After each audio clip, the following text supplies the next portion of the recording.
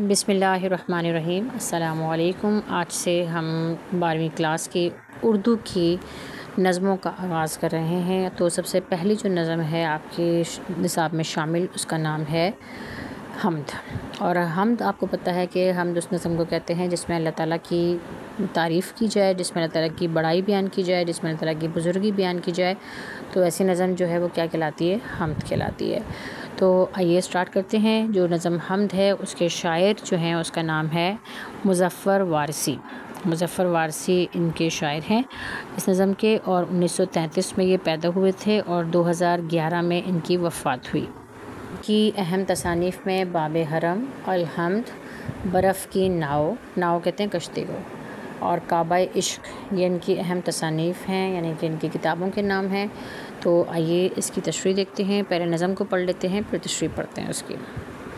हाँ जी, तो ये आपकी किताब का सफ़ा नंबर 96 और 97 है, यानी 96 और 97 है। आप पेंसिल अपने हाथ में रखें और वर्ड्स के अगर कोई मीनिंग आपको मुश्किल लग रहे हों, डिफ़िकल्ट लग रहे हों, तो आप उसके साथ साथ लिखते जाइएगा। तो पहले हम नज़म के कुछ अशार पढ़ लेते हैं, फिर उसकी तशरीह करते हैं कि कोई तो है जो निज़ाम हस्ती चला रहा है, वही खुदा है। दिखाई भी जो ना दे, नज़र भी जो आ रहा है, वही खुदा है। वही है मशरिक़, वही है मग़रिब, सफ़र करें सब उसी की जानिब। हर आईने में जो अक्स अपना दिखा रहा है, वही खुदा है। बहुत खूबसूरत जो है नज़म है, बहुत खूबसूरत तारीफ़ बयान की है अल्लाह की। अब हम इसकी तशरीह देखते हैं। हवाला जो है वो आपको पता ही है कि ये कहाँ से माख़ूज़ है, और मुज़फ़्फ़र वारसी की हम्द से लिया गया है, और इनके कलाम अल हम्द से माख़ूज़ है। मुज़फ़्फ़र वारसी जो हैं दौर जदीद के मुमताज़ शौरा में शुमार किए जाते हैं। इनकी असल शोहरत और मकबूलियत उनकी हम्द गोई, नात गोई और नात ख़्वानी की वजह से, यानी नात पढ़ा भी करते थे और नात लिखा भी करते थे। शायरी में आपको हम्द और नात गोई में मलका हासिल रहा, यानी कमाल हासिल रहा, और यही आपकी वजह शोहरत बनी। हाँ जी, तो पहले शेर की तशरीह देखते हैं कि कोई तो है जो निज़ाम हस्ती चला रहा है, यानी ज़िंदगी का निज़ाम जो है इसको चलाने वाला कोई तो है। यानी एक आम कायदा या कुलिया है कि मामूली से मामूली काम भी उस वक्त तक वक़ूफ़ पज़ीर नहीं होता जब तक कोई क़ुव्वत उस अमर पर मजबूर ना करे। यानी कोई काम जो है उसके पीछे कोई ना कोई क़ुव्वत शामिल होती है, छुपी हुई होती है। और शायर इसी साइंसी दलील को बुनियाद बयान करते हुए बयान कर रहे हैं कि मामूली काम भी बग़ैर किसी ताकत के, बग़ैर किसी क़ुव्वत के नहीं हो सकता। तो ये वसी व अरीज़ कायनात और ये मुकम्मल निज़ाम हस्ती, ये दुनिया का तमाम निज़ाम बग़ैर किसी ताकत, बग़ैर किसी क़ुव्वत कि किस तरह कायम और दायम हो सकता है। यकीनन कोई तो है, कोई तो ऐसी ज़ात है जो इस दुनिया के तमाम निज़ाम को अपनी कुदरत से चला रही है, और वो ऐसी ज़ात मुबारक है जो हमारी आँखों से तो नेहा है, यानी दिखाई भी ना जो ना दे, नज़र भी नहीं आ रही, लेकिन अगर हम देखें तो हर दुनिया की हर चीज़ में अल्लाह ताला की ज़ात ही नज़र आ रही है। यानी नज़र भी नहीं आ रही, ऐसी ज़ात है कि हम कहते हैं ना कि अल्लाह ताला कहीं नज़र नहीं आता, लेकिन अगर गौर करें तो हर चीज़ में अल्लाह ताला ही तो छुपा हुआ है। तो ये ऐसी ज़ात मुबारक है जो हमारी आँखों से तो नेहा है, यानी छुपी हुई है, मगर उसकी तख्लीक करदा हर शय में उसका जलवा नज़र आता है, और यूँ वो हमारी शारक से भी ज़्यादा करीब तर है, और हम उसको हर चीज़ में देख सकते हैं और महसूस कर सकते हैं। दूसरे शेर की तशरीह देखते हैं। दूसरा शेर है वही है मशरिक़, वही है मग़रिब, सफ़र करें सब उसी की जानिब। हर आईने में जो अक्स अपना दिखा रहा है, वही खुदा है। मशरिक़ और मग़रिब एक दूसरे के मुतज़ाद अल्फाज हैं जो तुलू और ग़ुरूब होने के मायनों में मुस्तमिल होते हैं, यानी इस्तेमाल होते हैं। अल्लाह ताला की ज़ात वो ज़ात मुबारक है जो इस मुकम्मल कायनात का बाइस आगाज़ है, और अंजाम भी वही है। चाहे हम मशरिक़ की तरफ रुख़ करें, चाहे मग़रिब की तरफ रुख़ करें, हम सबको बिलाखिर एक दिन उसी की जानिब लौट कर जाना है। यानी कोई शख्स किसी जगह भी, किसी जानिब भी चले, किसी तरफ भी सफ़र करे, हमने जाना अल्लाह ताला के पास ही है, जिसकी वजाहत हम इस आयत से भी कर सकते हैं कि हम कहते हैं ना, इन्ना लिल्लाहि व इन्ना इलैहि राजिऊन, यानी हम उसी की तरफ से आए हैं और हमने उसी की तरफ लौट के जाना है। तो इसकी तशरीह में आप ये लिख सकते हैं कि हम अल्लाह ताला की तरफ से आए हैं और अल्लाह की तरफ हमने जाना है। हर आईने में जो अक्स अपना दिखा रहा है, वही खुदा है। यानी हर आईने में, हर चेहरे में, हर चीज़ में जो चीज़ आया है, जो चीज़ नज़र आ रही है, जिसका जलवा नज़र आ रहा है, वो सब अल्लाह ताला की ज़ात ही है। इसके तीसरे शेर की और बहुत खूबसूरत शेर की वजाहत है कि शेर है कि तलाश उसको न कर बुतों में, वो है बदलती हुई रुतों में, जो दिन को रात और रात को दिन बना रहा है, वही खुदा है। यानी अल्लाह ताला की जो ज़ात है उसको हम पत्थरों के बुतों में तलाश नहीं कर सकते। वो पत्थर के बुतों की तरह जमूद का शिकार नहीं है, साकिन नहीं है, लेकिन बल्कि वो तो बदलती हुई रुतों में बदलते हुए मौसमों की तरह है। अगर हम अल्लाह ताला को देखना चाहें तो हम देखें कि दिन रात कैसे बदलते हैं, रुत कैसे बदलती है, वक्त कैसे बदलता है, मौसम कैसे बदलते हैं। तो अल्लाह ताला की अज़मत और बुलंदी ऐसी है कि वो अंधेरी रात को रोशन दिन में और फिर रोशन दिन को अंधेरी रात में तब्दील कर देता है। जिस तरह इस कायनात में जमूद नहीं है, ठहराव नहीं है, ये ज़िंदगी, ये रात दिन ऐसे ही चलते जा रहे हैं, ये तमाम कायनात का निज़ाम ऐसे ही चलता जा रहा है। इसी तरह खुदा की ज़ात को भी किसी पत्थर या मिट्टी के बने हुए मुजस्मे तक महदूद करना कोई दानिशमंदी नहीं है। और इसकी वजाहत में भी हम एक आयत का तर्जुमा देख सकते हैं कि अल्लाह ताला ने यह इरशाद फरमाया कि और हमने तो दिन रात के बदलने में भी अकल वालों के लिए निशानियाँ रखी हैं। तो ये दिन रात का बदलना, ये मौसमों का आना जाना, ये तमाम अल्लाह ताला की कुदरत का एक अहम शाहकार है। और इस बात की वाज़ह दलील है कि कोई तो है जो निज़ाम हस्ती चला रहा है, और वो कौन है? वही खुदा है। शेर नंबर 4 की वजाहत देखते हैं। किसी को सोचों ने कब सराहा, वही हुआ जो खुदा ने चाहा। जो इख्तियार बशर पे पहरे बिठा रहा है, वही खुदा है।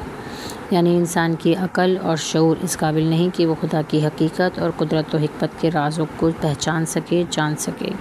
दर हकीकत ये खुदा ही के दीन है कि वो जिसे चाहे नवाज दे और जिसे चाहे आजमाइश में मुब्तला कर दे।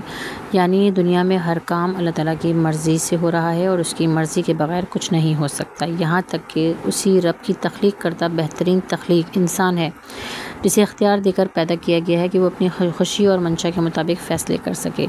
लेकिन इंसान जहाँ अपने फ़ैसलों में ख़ुद मुख्तार है, वहीं अल्लाह तबारक तआला के पास इख्तियार है कि वो जिसके दिल पर चाहे मोहर लगा दे, जिसे चाहे हिदायत का नूर बख्श दे और जिसे चाहे ज़िल्लत और गुमराही के अंधेरों में भटकता रहने दे।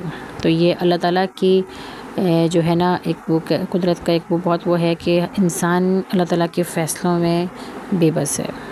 जो अल्लाह ताला चाहता है वो कहते हैं कि होता वही है जो रब चाहता है। तो इख्तियार बशर पर जो पहरे बिठाने वाली ज़ात है वो भी अल्लाह ताला ही की ज़ात है।